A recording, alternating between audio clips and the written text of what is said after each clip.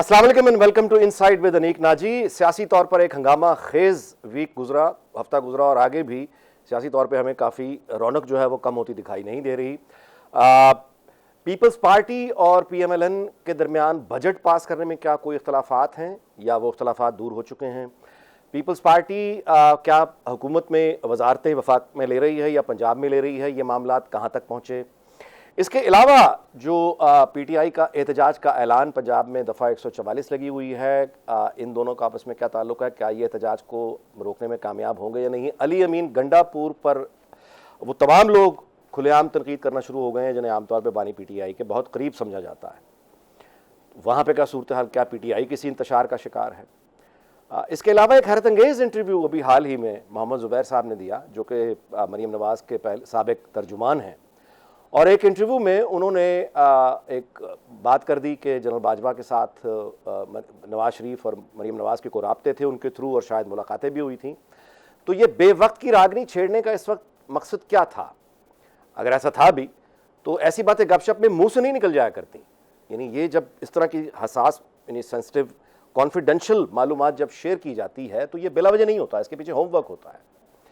यहाँ पे ये गुफ्तगू सामने आई, साथ ही पीटीआई ने आज मुतालबा कर दिया कि इन पर मुकदमा चलाया जाएगा, वो तमाम किरदार जिनके नाम लिए गए।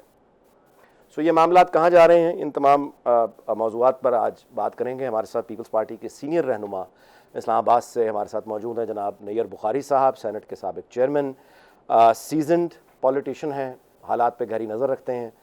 तो बिस्मिल्लाह आप करते हैं जी। पहला सवाल आपसे नैयर बुखारी साहब, आपका बहुत बहुत शुक्रिया कि आपने हमें गुफ्तगू के लिए वक्त दिया। मैं पहला सवाल आपसे बस वही, पहले तो आपकी क्या इतलात हैं, कोई बजट वगैरह जो कोई जो रिजर्वेशंस हैं पीपल्स पार्टी की दूर हो गई हैं क्या? कैसे आपके मुज़ाकरात चल रहे हैं? लेटेस्ट न्यूज़ क्या है? शुक्रिया। गुजारिश है कि हम अलायंस में हैं और अलायंस में डिफरेंस ऑफ ओपिनियन भी होता है। ऑन सर्टेन इश्यूज़ हमारा डिफरेंस ऑफ ओपिनियन था और कल मीटिंग भी एक हुई चेयरमैन बिलावल भुट्टो ज़रदारी साहब की और उनकी टीम की और प्राइम मिनिस्टर शहबाज शरीफ साहब की, उनकी टीम की। मामलात कुछ सॉर्ट आउट हुए और फिर इन कंटिन्यूएशन उस मीटिंग की आज भी मीटिंग कमेटीज़ की थी, जो कमेटी प्राइम मिनिस्टर साहब ने और चेयरमैन बिलावल ने कॉन्स्टिट्यूट की। हम बजट के बारे में बिल्कुल हमारी रिजर्वेशंस थी। एक तो जब बजट पेश किया गया उस वक्त हमें ऑन बोर्ड नहीं लिया गया, कुछ इश्यूज़ थे जिस पे हमने अपना कंसर्न शो किया और पीएसडीबी के हवाले से भी बात थी। लेकिन अभी हमारे डायलॉग चल रहा है, नेगोशिएशन चल रही है एंड होपफुली पीएमएलएन ने जो एग्रीमेंट्स किए थे हमारे साथ आगाज़ में उन पे अमल दरामद करेगी, बिकॉज़ वो स्टेक होल्डर्स वो हैं हमसे ज़्यादा। गवर्नमेंट वो बैठे हैं, हम उनके बिल्कुल अलाइज तो हैं, हम सपोर्ट करते हैं, लेकिन है कि एग्जीक्यूटिव अथॉरिटी एक्सरसाइज पीएमएलएन करती है और ये एहसास भी उनको है कि पीपल्स पार्टी के बगैर एग्जीक्यूटिव अथॉरिटी उनके पास नहीं रहेगी। लेकिन पीपल्स पार्टी हमेशा डायलॉग पे बिलीव करती है और सेकेंडली हम सिस्टम की कॉन्टीन्यूटी पे बिलीव करते हैं। और मैं तो दस्तबदस्ता तमाम पॉलिटिशियन से कहता हूँ कि खुदारा इस पॉइंट पे तो आ जाए कि सिस्टम की कॉन्टीन्यूटी पे आप बिलीव करें। जितनी ज़्यादा सिस्टम कंटिन्यू करेगा, इलेक्शंस होंगे, लोग जो हैं वो एजुकेट होंगे, वो अपना डिसीजन ले पाएंगे, आप लेजिस्लेटिवली भी रिफॉर्म्स भी ला सकेंगे, चीज़ों को रिफाइन भी कर सकेंगे। तो ये जिम्मेदारी सिर्फ गवर्नमेंट की नहीं है, दीगर पोलिटिकल पार्टीज़ की भी है और हम सिस्टम की कंटिन्यूटी पे बिलीव करते हैं। अच्छा, ये फरमाइएगा कि आपके जो इख्तलाफात जिन इशूज़ पे हैं, आप इन्हें मामूल के इख्तलाफात कहेंगे जो आपकी उम्मीद है कि ये आराम से मामला हल हो जाएगा? ये बात तलखी की तरफ भी जा सकती है या कोई आगे सीरियस भी हो सकती है? यानी आप कितने सर्टन है अपनी शर्तें मनवाने पर? How determined are you? देखें जी, अगर तो पॉलिटिशियंस के दरमियान गुफ्तगू शनीद होगी तो मसाइल का हल निकल आएगा। एरोगेंस नहीं होती और स्टबन एटीट्यूड से पॉलिटिक्स नहीं होती। पॉलिटिक्स में गिव एंड टेक भी होता है और पॉलिटिक्स में बहुत ज़्यादा आपको बर्दाश्त करना पड़ा, टॉलरेंस भी होती है। तो पॉलिटिक्स का नाम ही इसी का है। जी और जी, जो एटीट्यूड ये रखें कि किसी से बात नहीं करनी, किसी से मुलाकात नहीं करनी, तो वो पॉलिटिक्स कम करते हैं, तो वो तो उनका एजेंडा कुछ और होता है। जी। लेकिन ये फरमाइएगा, आपकी बात दुरुस्त है, मैं आज इससे इत्तेफाक करता हूँ, बट और वफाकी जो वज़ीर ख़जाना हैं औरंगज़ेब साहब, वो तो अपना ताल्लुक भी ऐसा नून लीग से को बताना नहीं चाहते, और अगर बजट उन्होंने बनाया है तो आप समझते हैं कि मतलब वज़ीर आज़म या PMLN की गवर्नमेंट वो इस पोजीशन में हैं, उनके पास ये यानी इख्तियार है कि वो आपकी बात मानने की पोजीशन में भी हैं? सीधी बात ये है, अगर वो चाहें भी कि आपकी बातें मान लें, तो क्या वो इस पोजीशन में हैं कि आपकी बातें बनवा के इम्प्लीमेंट करवा सकें? देखिए, बात है कि पॉलिटिशियंस को अपनी पोजीशन को असर्ट करना पड़ेगा। अगर वो असर्ट नहीं कर सकते तो फिर there is no need of contesting election, there is no need for going for any discussion. Finance minister साहब जो हैं वो अपना अलायंस बताते हैं, नहीं बताते, ये टिकट वो एन के टिकट पे वो जीत के आए हैं, ये उनका अंदरूनी मामला है। लेकिन एक बात मैं आपको बता दूं कि वो बैंकर ज़रूर हो सकते हैं, लेकिन वो पॉलिटिकल इकोनॉमिस्ट नहीं है। पॉलिटिकल इकोनॉमिस्ट मैं उसको कहता हूं कि जो इकोनॉमी की समझता हो और जो आवाम को जवाबदेह हो, जिसने आवाम के पास जाना हो, जो इलेक्शन कंटेस्ट करता हो, जिसको आवाम की नीड्स का पता हो। ये जो बंद कमरे में बैठे, ठंडे कमरों में बैठ के किताबों के ज़रिए फ़ैसले करते हैं, फ़ैसले वो नहीं, फ़ैसले वो जो ग्राउंड रियलिटीज़ को समझते हो, जिसको ये पता हो कि मेरी कॉन्स्टिट्यूंसी का जो वोटर है उसकी रिक्वायरमेंट क्या है, उसकी डिमांड क्या है, उसकी आवाज़ क्या है। इन लोगों को क्या पता होता है बैंकर्स को कि जनरल पब्लिक की ओपिनियन क्या और जनरल पब्लिक की क्या डिमांड है। तो मैं समझता हूँ कि अभी ये इस इशू पे हम बात कि आपने एक बढ़ाई तनख्वाह सरकारी मुलाजमीन की 27% बड़ी जो कैलकुलेशन किया, तो 28% तो आप उनसे टैक्स लाना शुरू कर दिया। और फिर आप ये देखें कि ये जो बजट है, इसमें मुझे खुद समझ नहीं आती कि हम आवाम को जवाबदेह होते हैं और हमें आवाम के पास जाना पड़ता है। ये पिछले जो बजट था 23-24 का, उससे अभी एनहांस किया 40% मोर रेवेन्यू जनरेशन।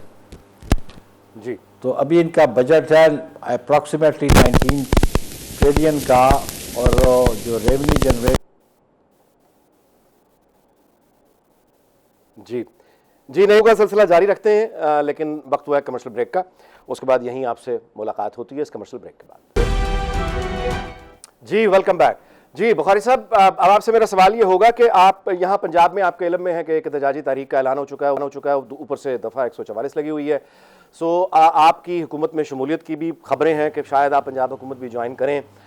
तो आपकी पॉलिसी, यानी how do you view that दफ़ा 144, जलसे जुलूसों पर पाबंदी, पीपल्स पार्टी इसको कैसे देखती है?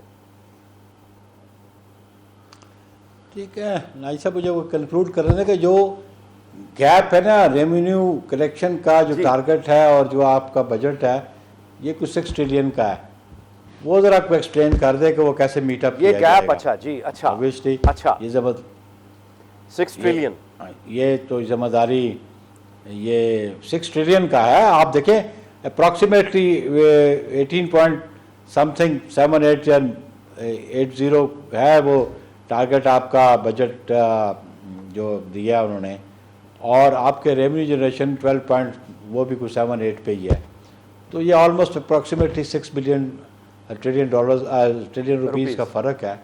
मैं तो as a citizen of Pakistan समझता हूँ कि उसको कैसे मीट किया जाएगा, उसकी तो कोई एक्सप्लेनेशन फाइनेंस मिनिस्टर साहब ने नहीं दी। सेकेंड, ये आपने पंजाब के हवाले से कहा, देखें 144 की रिक्वायरमेंट कब महसूस होती है? अगर आप पॉलिटिकल एक्टिविटी रोकने के लिए 144 लगाएंगे तो ये मुनासिब बात नहीं है।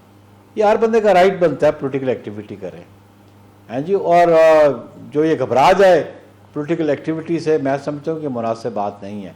ऑल्दो हम उनके बिल्कुल इत्तेहादी हैं, वो गवर्नमेंट में बैठे हैं, लेकिन अगर वो जो पैरामीटर्स डिफाइन है अंडर द कॉन्स्टिट्यूशन लॉ, उसमें कोई पॉलिटिकल एक्टिविटी करना चाहता है बिल्कुल बेशुबा करे।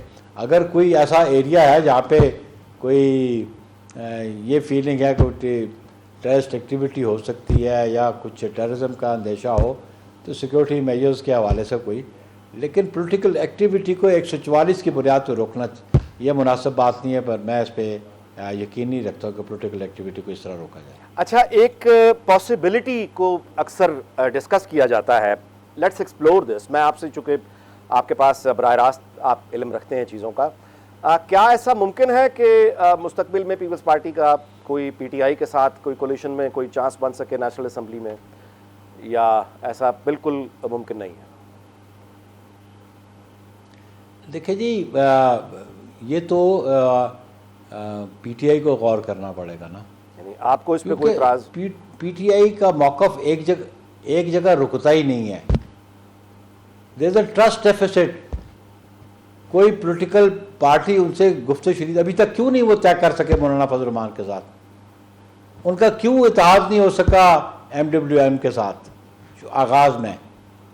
हाँ, जब वो इनका मर्जर वर्जर ये कर रहे थे, तो ये ट्रस्ट डेफिसिट है। वो इसलिए कि इनका कंडक्ट ऐसा है, एक दिन ये एक बात करते हैं, दूसरे दिन दूसरी बात करते हैं। Peoples Party is open for dialogue for political parties. हमने अपने बदतरीन मुखालफीन से भी डायलॉग किया और पीपल्स पार्टी की तारीख इस बात की गवाह है। हम तो बातचीत देखते ना, अगर पॉलिटिशियंस बात नहीं करेंगे तो फिर कौन किससे बात करेगा? नहीं, एक तो है ना बात करना, ये दुश्मनियां तो नहीं होती सियासी। जी, मैं आपकी बात मैं बिल्कुल एहतराम करता हूँ, मैं गुजारिश कर रहा हूँ। एक होता है बात करना। मेरा सवाल ये था कि आपको वर्किंग, यानी आपका जवाब जो मैं समझा हूँ वो ये है कि वो आप उनको अभी रिलायबल नहीं समझते कि आप इतनी आगे की बात करें कि कोलिशन गवर्नमेंट में आप जा सकते हैं। आप उनको अभी रिलायबल नहीं समझते। ऑब्वियसली ये देखो ना, बाय कंडक्ट उनको एस्टैब्लिश करना है, फिर वो गुफ्तगू करें, वो गुफ्तगू टेबल पे आएँ, बातचीत करें।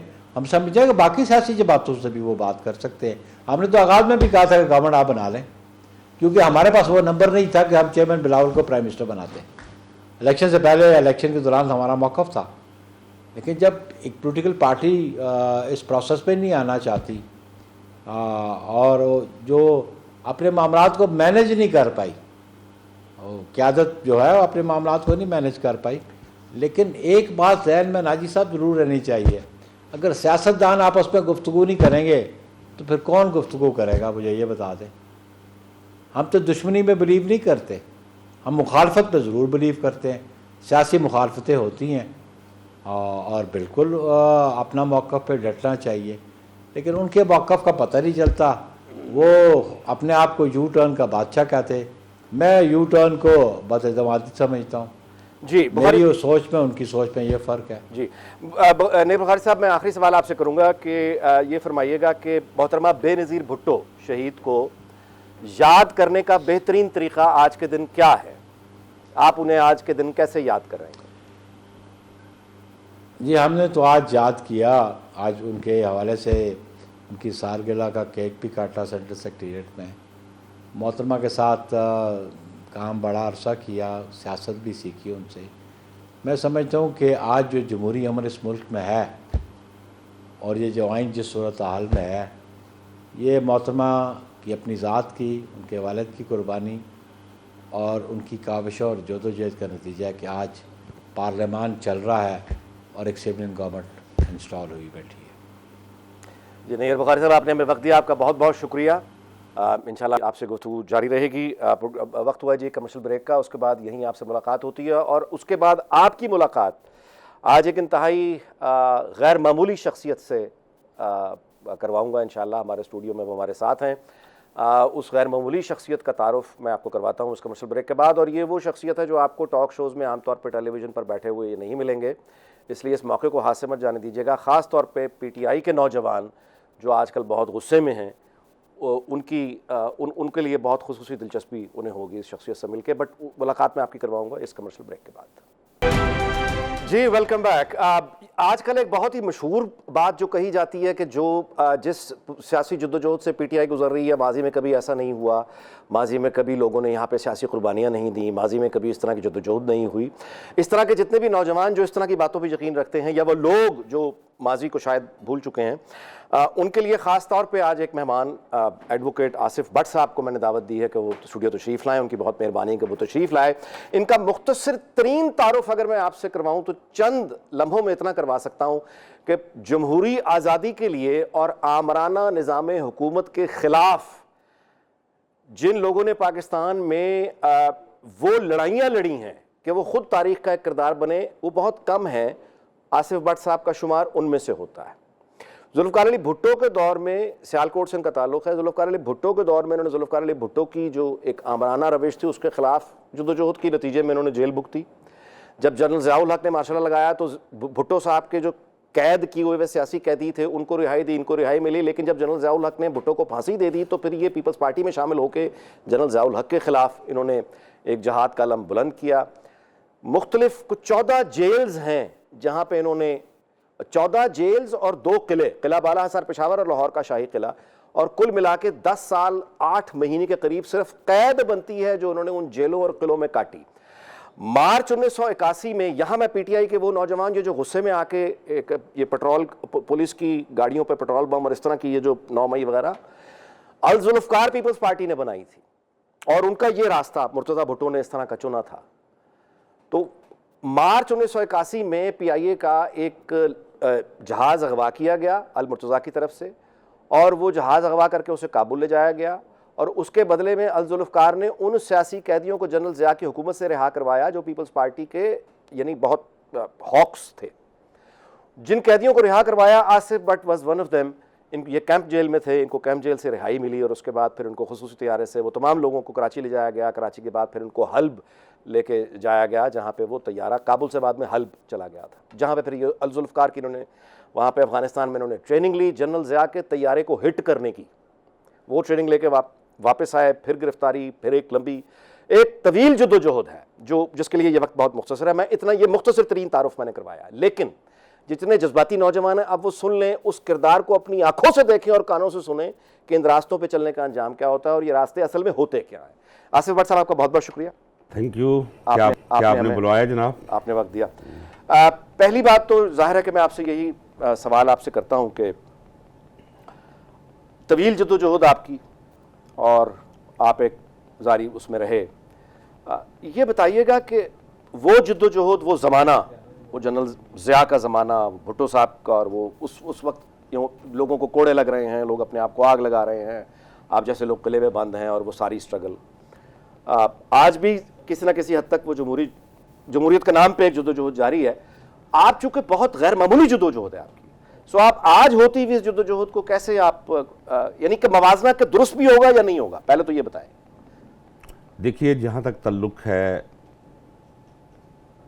इक़्तिदार से इख्तलाफ करने का, तो माजी में भी जब हम तारीख़ पढ़ते हैं तो बादशाह सलामत लोगों को इकट्ठा करके देग रख कर उसके नीचे आग जलाकर सरसों का तेल डाल के फिर लोगों के सामने एक शख्स को उसके अंदर डाल दिया करते थे इबरत बनाने के लिए, और उसका सर बाहर रखा जाता था, बाकी सारे का सारा उसे एक वो तो मार दिया करते थे।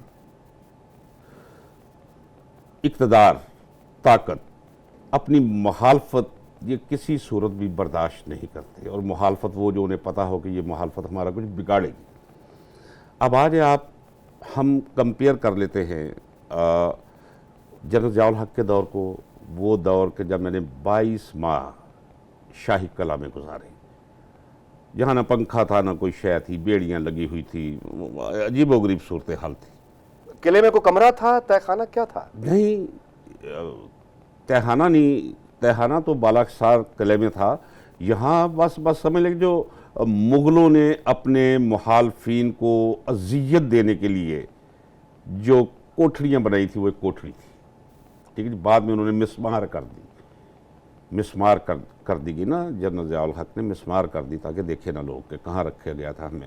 एनी हाउ, आप कौन कौन सी जेलों में रहे हैं ज़रा प्लीज़ बताएंगे? जेल तो आप शुरू कर ले, सियालकोट से इस सफ़र का आगाज़ हुआ, फिर उसके बाद गुजरांवाला, फिर गुजरात जेल, फिर शाहपुर जेल, उसके बाद कैंप जेल लाहौर,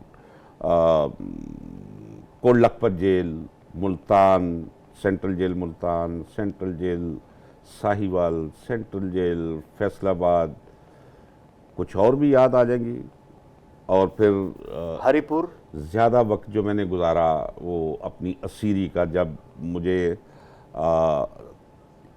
39 बरस कैद देकर, पहले तो सजाए मौत होगी ना, सजाए मौत जब कम्यूट हुई इनटू लाइफ इम्प्रिजनमेंट, 25 साल वो और 15 साल मुझे सजा दे दी एक दूसरे मुकदमे में। दूसरे मुकदमे पेशावर। अच्छा ये बताइए कि ये जब आपको सजाए मौत हो चुकी थी, जब वो तैयारा अगवा हुआ और आपको रिहाई मिली? नहीं नहीं नहीं नहीं नहीं नहीं नहीं नहीं नहीं नहीं नहीं नहीं, ये तैयारा जो अगवा होता है ये तो बहुत पहले का वाकया है। ये तो वाकया है 1981 का, जब मैं पंजाब यूनिवर्सिटी में लॉ फाइनल ईयर का स्टूडेंट था और प्रेसिडेंशियल कैंडिडेट था पंजाब यूनिवर्सिटी स्टूडेंट यूनियन का। अच्छा तो तो जेल में आप थे जिस वक्त ये तैयारा हुआ? नहीं, लोग कहते हैं कि वो इलेक्शन में जीत रहा था, लेकिन शायद ना जीता, लेकिन टेम्पो बहुत मैं हाई ले गया हुआ था, लिहाजा गिरफ्तार कर लिया गया। ठीक। वकला के जुलूस से गिरफ्तार करके उसी दिन मुझे पेश किया गया। 2 घंटे के बाद एक मेजर साहब के सामने कोई कार्रवाई नहीं हुई। उसने मौसूफ ने 1 साल कैद, 25,000 रुपया जुर्माना और 10 करोड़ की सजा देकर उनका जी ले जाएं। वो जब 1 साल की सज़ा ख़त्म होगी तो वो जो तकारीर मैंने की हुई थी बख्सियत कैंडिडेट के, अब वो भी तो मार्शल लॉ रेगुलेशंस के तहत जो है वो पर्चे दर्ज हुए हुए थे। जब मेरी रिहाई का दिन आया तो उन्होंने कहा जी, उस वक्त मैं फैसलाबाद जेल में था, सेंट्रल जेल फैसलाबाद। उन्होंने कहा जी आप हमारे साथ चले, आप पर ये मुकदमात हैं। खैर उन मुकदमात में अगले कुछ 10 महीने के अंदर कोई ज़मानत ना हुई। मीनवाइल तैयारा हाईजैक हो गया। अच्छा, तैयारा जब हाईजैक हो गया तो फिर डिमांड पे हम चले गए सीरिया। सीरिया से फिर काबल आ गए। काबल में फिर सारा वो ट्रेनिंग, फिर उसके बाद आपने प्लान किया। अब ये अल-मुर्तज़ा है, आप जज्बाती हैं, इनकलाबी हैं, आपकी ये ख्वाहिशात हैं कि मैं वापस जाऊं और इस फौजी हुकूमत का तख्ता बाय मसल बाय फोर्स हटा दूं, जनरल ज़िया को रास्ते से हटा दूं। तो वो आपने एक तरबियत काबुल में की। वो काबुल में तरबियत देने वाले कौन थे आपको? देखे जी, अगर पाकिस्तान फ्रंट लाइन पे अमेरिका की लड़ाई लड़ रहा था सोवियत यूनियन के खिलाफ, तो सोवियत यूनियन, हम तो अपनी लड़ाई लड़ रहे थे ना, लेकिन सोवियत यूनियन जो है वो उसे अपनी लड़ाई समझ के हमारी मदद कर रहा था ना। तो उन्होंने आपको ट्रेनिंग दी? उन्होंने ट्रेनिंग दी। अच्छा, उसके बाद आप वापस आए कि मैं जनरल ज़िया का प्लेन हिट करूंगा, आपकी वो सारे, फिर आप गए, फिर दोबारा से गिरफ्तारी, उसके बाद सजाए मौत? हाँ, उसके बाद मुझे सजाए मौत हुई। ठीक है। अरेस्ट हो गया मैं, मुकदमा चला कोड नंबर 40 में, मिलिट्री कोड नंबर 40 में। ब्रिगेडियर रियाजुल्लाह खटक और आसिफ राठौर इन पर मुश्तमिल था।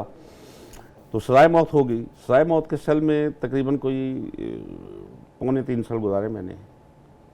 उसका, हाँ, उसमें दिलचस्प बात यह है कि मुझे भी कहा गया कि आप मर्सी पिटीशन कर दो, और कहा किसने, ये रैकेट पे मौजूद है।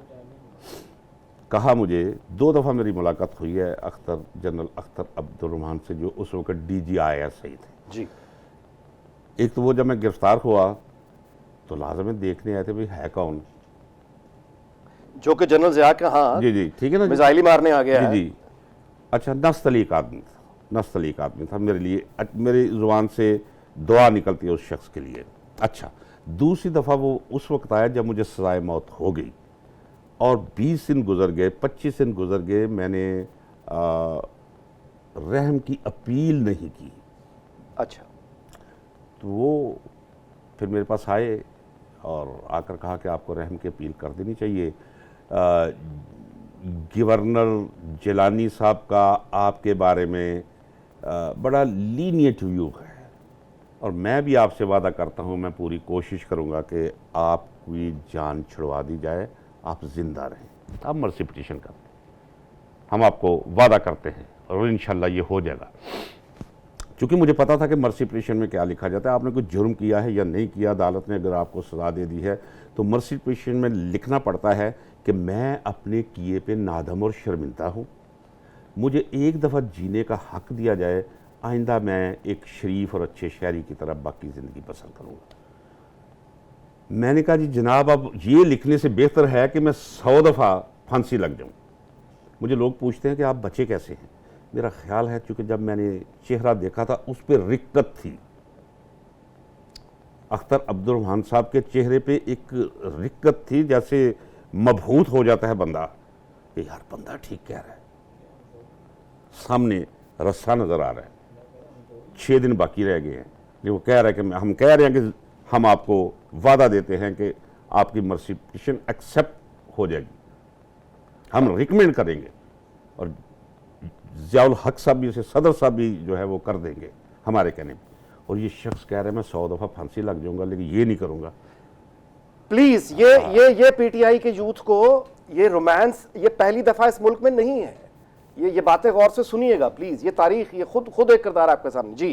तो अब जी। ये बताइए कि बड़ी गैर मामूली आपकी दास्तान, और उसके बाद जाहिर है कि आपने सजाए मौत हुई हुई है, 6 दिन रहते हैं और अपील करने से इनकार कर दिया कि मैं रहम की अपील नहीं मांगूंगा, लगानी है फांसी तो लगा दो। अच्छा फिर बचे कैसे, अब ये बताते ही चले। हाँ, मेरा ख्याल है कि मैं बचा, शायद आप मुझे कोई तोहम परस्त, लेकिन बाकी मेरा मज़हब के बारे में आई रिस्पेक्ट एवरी रिलीजन, लेकिन दुआ और बद्दुआ पे मेरा मुकम्मल यकीन है। तो आपके ख्याल में आपको किसी की दुआ ने शायद बचा लिया? दुआ भी थी, और दूसरी बात यह है कि जो अख्तर अब्दुर्रहमान के साथ मेरा मुकालमा हुआ था उसके अंदर अल्लाह ने मेरे लिए एक मोहब्बत पैदा कर दी थी, नहीं यार इसे बचना चाहिए। अच्छा ये ज़ाहिर है कि तारीख़ की ऐसी ये गुफ्तगू है, ऐसे गैर मामूली वाक़यात हैं मुख्तलिफ़ जेलों में आपकी ज़िंदगी, किले में क्या कुछ हुआ। आपने गालिबन भारत जाने की भी एक दफ़ा कोशिश की, मुतअद्दिद दफ़ा भारत जाने की आपने कोशिश की उस दौर में। अफ़गानिस्तान तो खैर आप रहे ही। तो अब ये वो यानी एहतजाज की जो एक्सट्रीम्स कोई सोच सकता है ना, ये पीटीआई के नौजवान प्लीज़ इस बात पे गौर करें कि एहतजाज करने का जो आप एक्सट्रीम सोच सकते हैं, अल-जुल्फ़कार उस तरह की जमात थी और ये इस तरह की कार्रवाइयों पर यकीन रखते थे, और ये आपके सामने शख्सियत बैठी है। अब आते हैं इस नुक्ते की तरफ कि क्या ये रास्ता ठीक है, क्या अल-जुल्फ़कार ने रास्ता जो इंतखाब किया था वो ठीक था। हम उस शख्सियत से क्यों ना पूछें जिसने ये सब कुछ अपनी जान पर सहा है और वो खुद उसको ठीक समझते हुए यहाँ एक तैयारा को हिट करने के लिए आ गया था। जी, दयानतदारी से इसका जवाब ये है कि अब जब मैं देखता हूँ, एक शेर फैज़ का मैं ज़रूर कहूँगा अपनी राय देने से पहले, कि इस इश्क ना उस इश्क पे नादम है मगर दिल, हर दाग है इस दिल में बजुज़ दाग नदामत। वो एक वक्त था, जवानी थी, हम सोचते थे, लेकिन आज अगर आप मुझसे पूछे तो ये रास्ता, अगर मैं आपके सामने बैठा हूँ तो ये आप यकीन जाने कोई शायराना गलू और मुबालगा नहीं है, मेरे लिए ये एक मोजिज़ा है कि मैं ज़िंदा हूँ। जी ठीक है ना, ये नहीं खाली मैं बच गया, उससे बच गया, सजाए मौत से बच गया। ये जो सफ़र था पूरा, कदम कदम पे मौत थी, जो कई सूलियाँ। भाई आप भारत जाने की कोशिश कर रहे हैं लीगली बगैर वीज़े के, सीधी गोली। सीधी गोली, ठीक है ना जी, लेकिन ये रास्ता ऐसा रास्ता नहीं है, किसी को भी ऐसे रास्ते पे नहीं चलना चाहिए। अच्छा, वो अल-जुल्फ़कार जिसके लिए आप ये सब कुछ कर रहे थे अपनी तरफ से रोमांस में, वो मुर्तज़ा भुट्टो या वो लोग जिन्होंने आपको इसमें धकेल दिया, उनके नज़दीक भी ये मिशन उतना ही मुकद्दस था? वो भी उसको ऐसे ही देख रहे थे? मेरा ख्याल है कि उनको कितनी केयर थी उन लोगों की? नहीं, केयर वेयर नहीं थी, लेकिन यह है कि ताल्लुक दोस्ताना था, लेकिन चूंकि जब तक किसी के साथ कोई गर्ज वाबस्ता हो तब तक जो है वो साफ ज़ाहिर है कि बड़ा अच्छा सलूक, मसलन सलामुल्लाह टीपू है, उसके बारे में ये सब सुन रहे हैं, नहीं तो मसरूर हसन को तो ज़रूर सुनना चाहिए, मेरे भाई हैं। तो हमें कहा था उन्होंने ये तो चला हुआ कारतूस है, तो मैंने दोस्तों से कहा था कि यार अगर ये कहा है मुर्तज़ा ने ये चला हुआ कारतूस है, तो कल अगर हम भी काम करके चल गए तो ये हमारे बारे में भी ऐसे ही कहेंगे, खुदा के लिए अभी से सोचो कुछ। अच्छा, अब ये बताइए कि ये सारी जदोजहद हो गई और बीबी बेनज़ीर की 88 में हुकूमत बन गई, तो अब वो आपकी सारी वो जो स्ट्रगल जदोजहद, आप समझते हैं कि उसको उस तरह वैल्यू किया गया? देखिए जी, या हुकूमत के वक्त लोग और होते हैं? नहीं, मैं दयानतदारी से कहूँगा, अमूमी तौर पे ऐसा नहीं होता जैसा मेरे साथ हुआ है। मैं तो वही बताऊँ, मुझे कोई गिला कोई शिकवा नहीं मोहतरमा बेनज़ीर भुट्टो से। आज भी लोग ज़िंदा हैं जो शायद आपका प्रोग्राम सुन रहे हों, वो वज़ीर आज़म होते हुए मुझे ढूंढती रही है, मेरे घर फ़ोन करवाती रही है, लाहौर गवर्नर हाउस से गवर्नर साहब से पूछती रही है, और मुझे तो यकीन ही नहीं था कि मैं रिहा हो गया हूँ। मैं बाहर दुनिया में फिर रहा था, मैं तो पैर मेरी ज़मीन पर थे ही नहीं। मुझे पता ही नहीं था कि ये जो कुछ किया है इसका कोई बदल और एवज़ भी लिया जाता है। हाँ, ये तसव्वुर नहीं था ना अंदर, जो मैंने करना था वो मैं कर रहा हूँ। अच्छा, मुझे पूछते थे लोग, ये जहांगीर बदक हर सारी दुनिया को देखते हैं, आप कभी आए ही नहीं हो हमारी तरफ। मैंने ख्याल नहीं आना है, तो फिर अच्छा जी, वक्त बहुत मुख्तसर है। भट्ट साहब प्लीज ये बताइएगा कि इस वक्त जो पीटीआई के नौजवान गुस्से में बैठे हैं, आप उन्हें क्या कहना चाहेंगे, दिल की गहराइयों से बताइए। देखिए, मैं दिल की गहराइयों से ये कहूंगा, उन्हें मैं क्या कहूं, अब अहद बदल चुका है। अब पबजी खेलने वाली कौम जो है वो आपके सामने है।